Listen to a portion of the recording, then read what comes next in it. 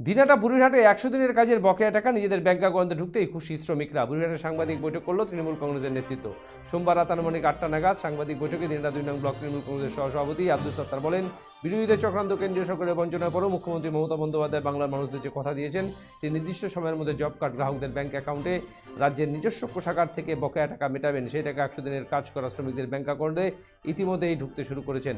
তিনি আরও বলেন, বুড়িরহাটের 1 নম্বর গ্রাম পঞ্চায়েত এলাকায় বেশ কয়েকজন নিজস্ব ব্যাংক অ্যাকাউন্টে 100 দিনের বকেয়া টাকা ঢুকেছে। এই টাকা ঢুকায় যেমন খুশি শ্রমিকরা, তেমনি মমতা বন্দ্যোপাধ্যায়কে ধন্যবাদ জানাতে ভোলেননি স্থানীয় তৃণমূল নেতৃত্ব থেকে শুরু করে তৃণমূলের মুখপাত্র পার্থপ্রতিম রায়ও।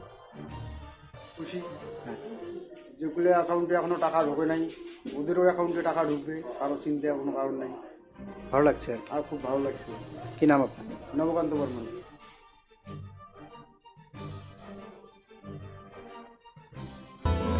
হোটেল পোদ্দার রেসিডেন্সি এই প্রথম কোচবিহারের 3 স্টার ক্যাটাগরি হোটেল। থাকা ও খাওয়ার সুবন্দোবস্ত, সুইমিং পুল, কার পার্কিং,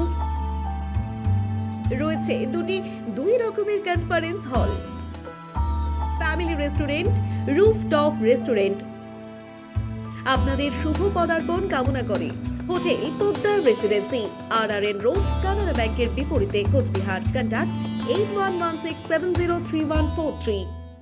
একটা কেন্দ্রীয় সরকার যেহেতু দীর্ঘদিন থেকে বাংলার খেটে খাওয়া মানুষের ন্যায্য অধিকার, যেটা সংবিধান স্বীকৃত 100 দিনের কাজ, সেই কাজের একদিকে যেমন বরাদ্দ বন্ধ করে রাখছে নতুন করে, আর একদিকে যারা কাজ করে বঞ্চিত, দীর্ঘ আন্দোলনের পরেও আজকে কেন্দ্রীয় সরকার এই খেটে খাওয়া গরিব মানুষের যে 100 দিনের বকেয়া টাকা তারা বাংলার জন্য কোনো রকম বরাদ্দ করে।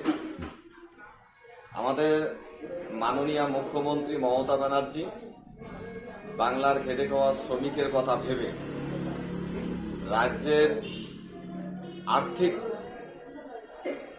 অর্থ বরাদ্দ করে আজকে তিনি যে ঘোষণা করেছেন, এবং সেই অনুসারে প্রতিটা গ্রাম পঞ্চায়েতে প্রশাসনিক লেভেলে হোক, পলিটিক্যাল ক্যাম্পের সহায়তা ক্যাম্পের মাধ্যমে হোক, যে লোকগুলো কাজ করে টাকা পায়নি তাদের ডাটাবেস তৈরি করে একদম রাজ্যে সেটা চলে গেছে।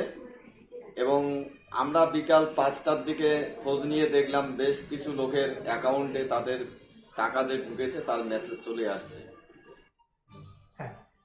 যে মুখ্যমন্ত্রী ঘোষণা করেছিলেন, তারপরে শোনা যাচ্ছে যে বেশ কিছু মানুষের অ্যাকাউন্টে 100 দিনের কাজের টাকা ঢুকেছে।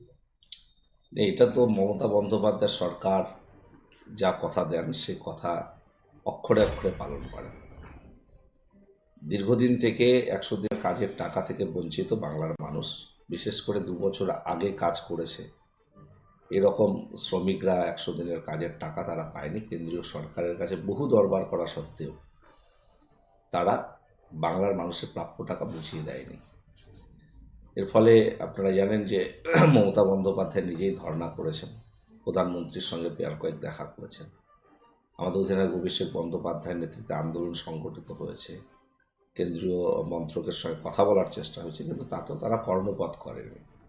এই মতাবস্থায় মাননীয় মুখ্যমন্ত্রী মমতা বন্দ্যোপাধ্যায় ঘোষণা করেছেন যে 1 মার্চের মধ্যে যাদের বকেয়া 100 দিনের কাজের টাকা রয়েছে সেটা তাদের অ্যাকাউন্টে ঢুকবে।